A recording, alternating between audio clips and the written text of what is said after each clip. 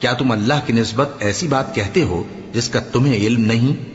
کہہ دو کہ میرے پروردگار نے تو انصاف کرنے کا حکم دیا ہے، اور یہ کہ ہر نماز کے وقت سیدھا قبلے کی طرف رخ کیا کرو اور صرف اسی کی عبادت کرو اور اسی کو پکارو۔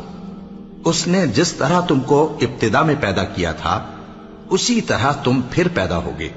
ایک فریق کو تو اس نے ہدایت دی اور ایک فریق پر گمراہی ثابت ہو چکی۔ ان لوگوں نے اللہ کو چھوڑ کر شیطانوں کو رفیق بنا لیا اور سمجھتے یہ ہیں کہ ہدایت یاب ہیں۔ اے بنی آدم، ہر نماز کے وقت اپنے آپ کو مزین کیا کرو اور کھاؤ اور پیو اور بیجا نہ اڑاؤ کہ اللہ بیجا اڑانے والوں کو دوست نہیں رکھتا۔ پوچھو تو کہ جو زینت و آرائش اور کھانے پینے کی پاکیزہ چیزیں اللہ نے اپنے بندوں کے لیے پیدا کی ہیں ان کو حرام کس نے کیا ہے؟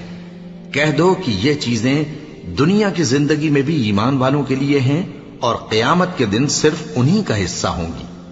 اسی طرح اللہ اپنی آیتیں سمجھنے والوں کے لیے کھول کھول کر بیان فرماتا ہے۔